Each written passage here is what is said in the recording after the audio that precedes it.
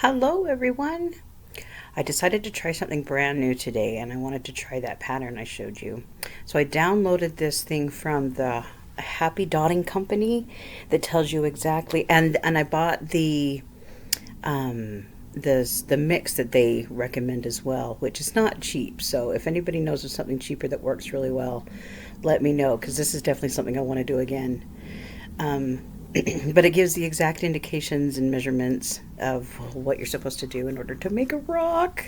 I've never done this before, and I have a couple of their molds, and they've been sitting in my kitchen for months, just taunting me, saying, "Come on, Laurie, just try something new."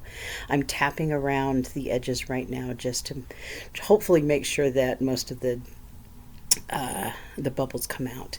Now I made this rock yesterday with a different mixture, one that definitely didn't go by the measurements, and so I know that the Happy Dawning Company had done. So I know that it's not a this is absolute for everything measurement panel that they have. Wow, I'm really good at the English. Anyways, I'm taking my bendy ruler and I'm going to go around and straighten those lines out. I'm using a watercolor pencil. Most people that I have watched do this recommend watercolor pencils because they will just wash off with water. But I ended up covering up all of my marks so that that wasn't even necessary. And then I take, oh, what is that called? This thing. I take this thing. I can't remember what it's called all of a sudden.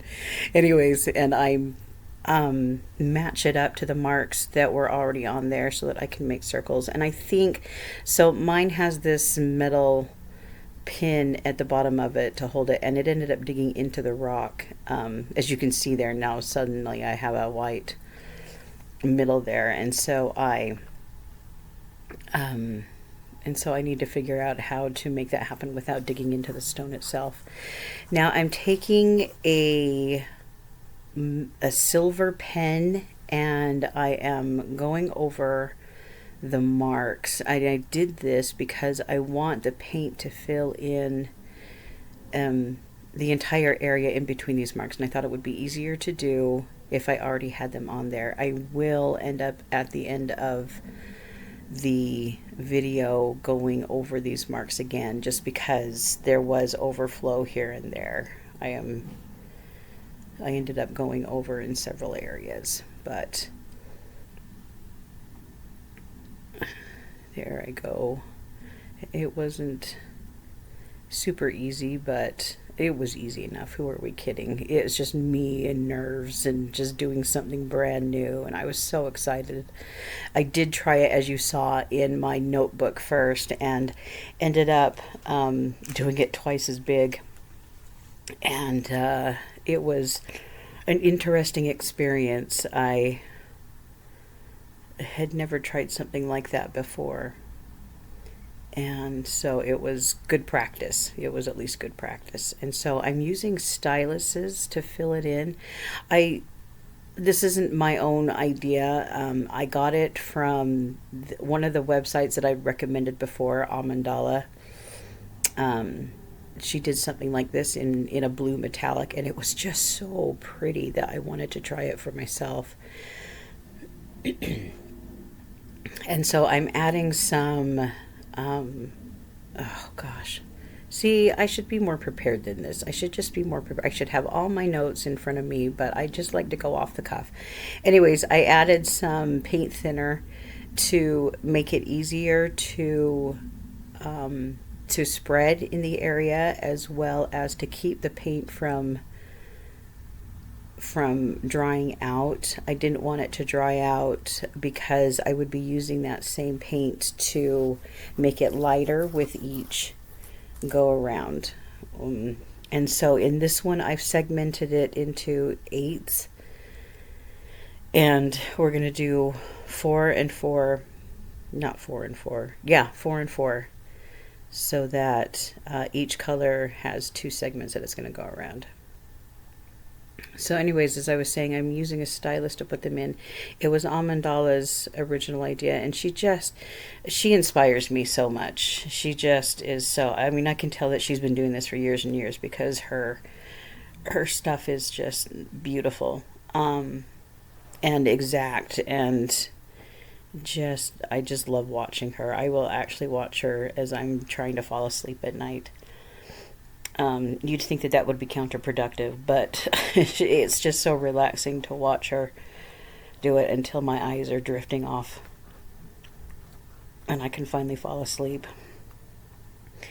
So here I am finishing up with the original purple. Now I am adding the pearl to it. I wish that in this first go around I had added more, but as I hadn't done this before, I didn't add as much as I think I should have, and so it's a little hard to tell unless you're in the sunlight, a big difference between the two colors. So I liked doing, because I needed to use the teeny tiny stylus to get up near the top, I liked doing the two inner ones first and then, just go back in and go around.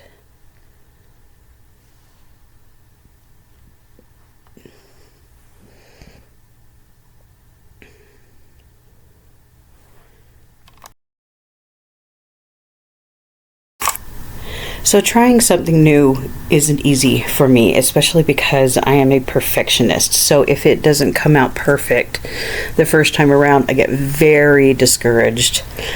I don't know if any of the rest of you were like that, but that's one of the reasons why I decided to start with something a little simpler like this. It's still very pretty, it's still very showy, but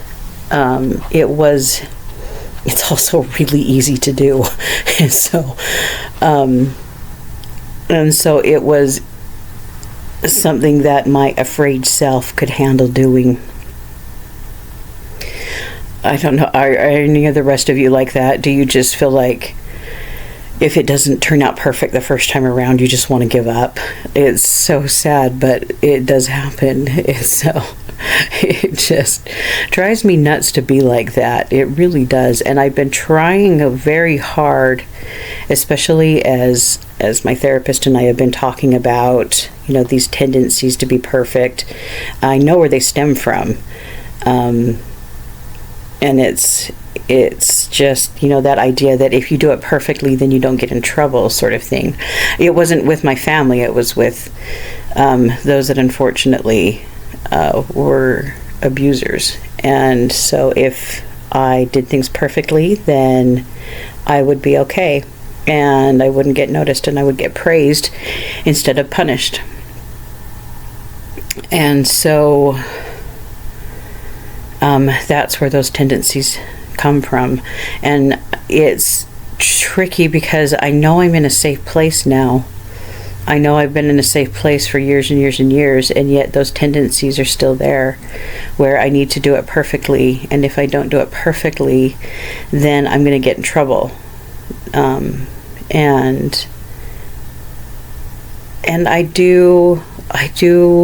I'm a praise person. If any of you have ever read the 5 love languages, I love words of affirmation, and I will often do acts of service and other things to get that praise, and it just makes my little heart happy. Those of you that have been writing to me and have just, said the kindest, sweetest things, you have no idea how much that means to me. It just fills my little love tank, and I thank you so much. But here we're getting closer. It's really hard to tell the difference, really honestly, in this between the colors, but there is a definite shift, and you will see it in the end picture. But I was in the zone.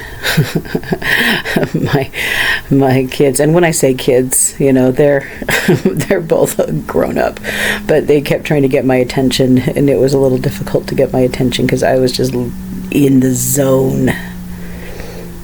All right, one last shift, and I added Oh, I made a mistake here.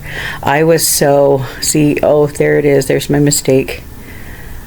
I was so frustrated at the gentle shift in the color that I thought, oh, I'll just add a tiny little bit of actual white instead of the pearl. And oh, that was a mistake. You can see I'm trying to clean it off a little bit there, and we just start all over again, where I'm just like adding the pearl, praying that I can cover that up, because the white ended up taking it to more of a lavender, and the shimmer had gone completely out of it. And so I was like so thinking, what did you do, Laurie? Again, that feeling of, you're going to get in trouble. In trouble with who? You know, this is my project. So it just seems so ridiculous. But it's that PTSD, that gut reaction that we have when we've been hurt. And so I fixed it, and it was absolutely fine. Turns out it was a block. And there's the telephone. I find it weird that our telephone company still lets it ring once, and then it doesn't let it ring anymore, because it's like, why block the number? Why allow us to block the number if you're just going to let us know they called anyways? I don't even remember what I was talking about. Distractions. Old lady brain. I'm not that old, but I feel old some days. So here we go. We're heading onto the last part. I was kind of sad when I got to this point, because I was enjoying myself so much. I kept thinking, is my other stone dry? Can I just get right in there and start painting that one too? But I'm holding it off. I want to do, on the other stone that we made today, I want to do an actual mandala. And I've got to go through.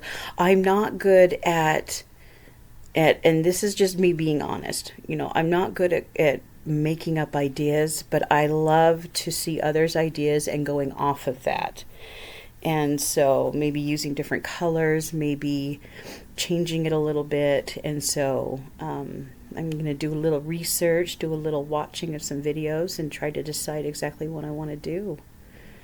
Now here I'm filling in that little white crevice with some paint. It still looks like a crevice, but at least I covered it up. Now is when I'm going to go back in with my pen, and we're just going to fill in those lines. We're going to refill them in so that they look a little more crisp. And there were a couple of areas where I really went over the lines, but in any case, oh, wow, I really went off the screen. There we go. Oh, Laurie figured it out. Good job, Laurie. Well, I hope you guys make today a great day. I'm planning on it. I'm going to mow the lawn.